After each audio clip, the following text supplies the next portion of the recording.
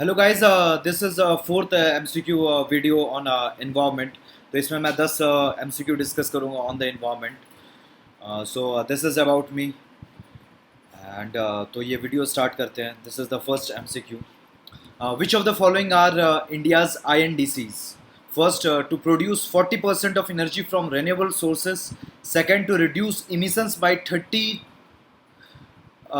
to 35% of 2005 levels by 2030, and third, to create additional carbon sink of 5 billion tons. यहाँ पे जो पहला INDC है यहाँ पे जो है ये गलत है, क्योंकि 40% from non fossil fuel sources है, ना कि फ्रॉम रेनेबल। तो नॉन फॉसिल फ्यूल सोर्सेस में रेनेबल भी आ जाएगा और हाइड्रो इलेक्ट्रिसिटी भी आ जाएगा। तो 40 from non fossil fuel sources लिखा है, ना कि 40 from renewable sources. And second statement, this is also wrong. The actual INDC is to reduce emission intensity by 33 to 35%, not emissions. Emissions होते हैं जैसे CO2 का emission लेट से 1 ton हो रहा है, that is emission. और emission intensity होता है, that is जैसे हम 1 kg कोल बर्न करते हैं तो उसमें कुछ CO2 प्रोड्यूस होंगे। अब उसी 1 kg कोल को बर्न करने में अब कम CO2 प्रोड्यूस होने लगे तो कहेंगे कि emission intensity कम हो गई। तो emission intensity का जो यूनिट होता है, that is tons of CO2 produced from per kg और per ton of coal burnt। तो दैट इज इमिशन इंटेंसिटी। तो हमको इमिशन इंटेंसिटी कम करनी है, ना कि इमिशंस कम करने का टारगेट है। और थर्ड में तो फैक्ट ही गलत है, दैट इज यहाँ पे 2.5 to 3 बिलियन टन है, ना कि 5 बिलियन टन। तो तीनों INDCs गलत है। आंसर है डी, नन।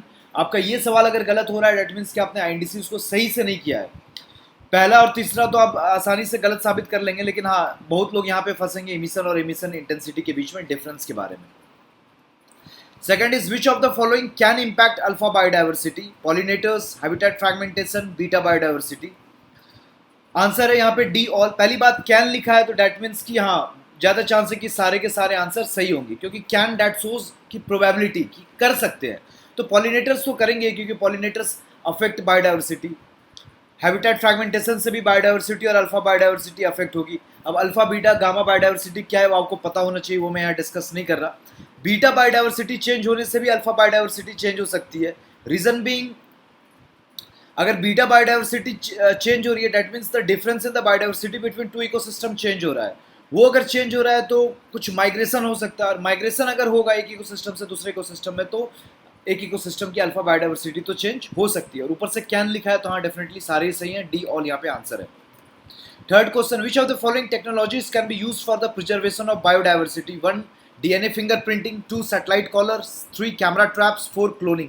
यहाँ पे इसका आंसर है D, all of the above. DNA fingerprinting sensors में यूज़ करते हैं, टाइगर सेंसर्स में अभी ये यूज़ किया जाएगा अगले टाइगर सेंसर्स से। और सैटेलाइट कॉलर्स को यूज़ करते हैं टाइगर्स के ऊपर कि सच दैट अगर ये GPS इनकोडेड होता है और कोई भी टाइगर का GPS लोकेशन अगर बहुत टाइम तक फिक्स्ड है, डेट मीन्स कि वो मर चुका है या फिर उसकी पोचिंग हो चुकी है। तो पोचिंग को टैकल करने के लिए सैटेलाइट कॉलर्स का यूज़ किया जाता है टाइगर्स के ऊपर। कैमरा ट्रैप्स को भी टाइगर सेंसर्स में यूज़ करते हैं। क्लोनिंग से तो डेफिनेटली कंजर्वेशन तो या प्रिजर्वेशन तो हो ही सकता है, ये सेल्फ अंडरस्टूड है। आंसर है D, all. Which of the following statements are correct regarding elephant corridors? First, corridor leads to fragmentation of habitats. Second, there are less than 200 elephant corridors in the country. First statement गलत है। Corridors lead to integration of habitats, not fragmentation of habitat. Fragmentation of habitat को रोकने के लिए ही corridors का creation किया जाता है। Corridors can be natural or man-made. There are less than 200 corridors in the country. That is correct. There are about 100 elephant corridors in the country. Which of the following are secondary pollutants but not covered by air quality index? PM 2.5, peroxyacetyl nitrate, that is PAN, ozone. यहाँ पे जो इसका answer है वो है B2 only.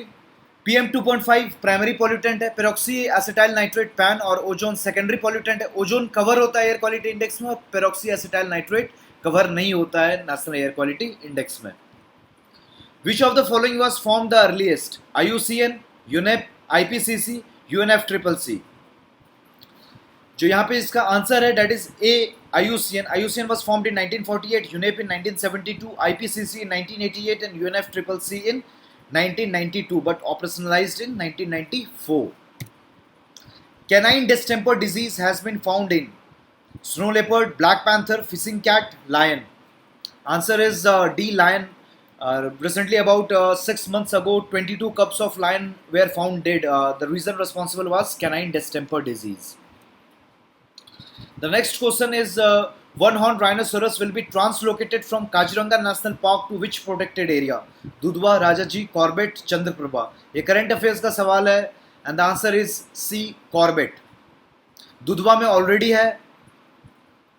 1980s में काजीरंगा से दुधवा में ट्रांसलोकेट किया गया था राइनोसोरस को और वो ट्रांसलोकेशन सक्सेसफुल था. अब कॉर्बेट में किया जाएगा. India is a member of which of the following? International tropical timber organization, international whaling commission. Answer is C both. दोनों का इंडिया मेंबर है. And the last question, 10th question, is on Environment Protection Act. The question is, which of the following bodies have been formed under the Environment Protection Act of 1986? First, EPCA, that is Environmental Pollution Prevention and Control Authority. Second, NGRBA, that is the National Ganga River Basin Authority. Third is GIAC, that is Genetic Engineering Appraisal Committee. Options are A 1 and 2, B 2 and 3, C 1 and 3, D all of the above. यहाँ पे जो answer है that is D all of the above. EPCA various stakeholders के बीच में coordination create करता है. जैसे दिल्ली पॉल्यूशन को टैकल करना है तो उसमें transportation department, construction department, various department के बीच में कोऑर्डिनेशन चाहिए in order to tackle pollution. तो वो EPCA का काम है वेरियस डिपार्टमेंट के बीच में कोऑर्डिनेशन इंश्योर करना ताकि पॉल्यूशन कम किया जा सके. NGRBA ये गंगा पॉल्यूशन से रिलेटेड है और GIAC ये GM क्रॉप से रिलेटेड है जो फॉर्म हुआ था रूल्स 1989 के तहत, जो कि बनाया गया था एनवायरमेंट प्रोटेक्शन एक्ट 1986 के तहत. तो this is the end of the video. और कमेंट सेक्शन में आप डेफिनेटली आपने जितना स्कोर किया डू पोस्ट, तो मेरे को आइडिया लगता रहेगा कि बेसिकली कि मैं कितना इजी या कितना टफ सवाल बना रहा हूँ. डेफिनेटली आपके स्कोर अगर 8 आउट ऑफ 10 या 9 आउट ऑफ 10 या फिर कुछ लोगों के 10 आउट ऑफ 10 आएंगे तो डेफिनेटली मैं आने वाले वीडियोस में टफ सवाल ही बनाऊंगा कि डेफिनेटली वो आपका नॉलेज भी बूस्ट हो और साथ में आपका कॉन्फिडेंस भी डेवलप हो. तो स्टार्टिंग से अगर काफ़ी डिफिकल्ट मैं बनाने लगूंगा, मतलब मैं यूपीएससी के लेवल से हल्का सा ही, अगर ये वाला अगर MCQ 10 MCQ में बताऊं तो यूपीएससी के लेवल से थोड़ा सा इजी था. लेकिन धीरे धीरे मैं डिफिकल्टी बढ़ाऊंगा. इवन मैं यूपीएससी से भी ज़्यादा डिफिकल्ट बनाने की कोशिश करूंगा कि अल्टीमेटली आपका भी नॉलेज बूस्ट हो और साथ में आपका भी बेटर रिवीजन और कॉन्फिडेंस डेवलप हो. तो आप अगर स्कोर पोस्ट करेंगे कमेंट्स में तो डेफिनेटली मेरे को आइडिया लगेगा और डेफिनेटली काफ़ी लोगों के अच्छे स्कोर आ रहे होंगे तो डेफिनेटली फिर डिफिकल्टी लेवल में बढ़ाता जाऊँगा. और इसके अलावा अगर एनवायरमेंट के अलावा और किसी और सेक्शन पर आप MCQs चाहते हैं तो then do post on the comment section कि आप किस पर्टिकुलर सेक्शन से चाहते हैं कि MCQs डिस्कस करूँ. कुछ लोगों ने कहा था कि इकोनॉमी और साइटेक का भी कर सकते हैं और कुछ लोगों ने कहा कि मिक्स सा भी कर सकते हैं कि इंक्लूडिंग ऑल द सब्जेक्ट्स. तो डेफिनेटली आप अगर कमेंट में करेंगे तो मेरे को बेटर आइडिया लगेगा और आगे से मैं इनकॉर्पोरेट कर सकूँगा. तो कल भी लगभग 11 से 12 बजे के बीच में जो MCQ 5 होगा मैं पोस्ट कर दूँगा यूट्यूब पे. सो this is the end of the video. Thank you for watching.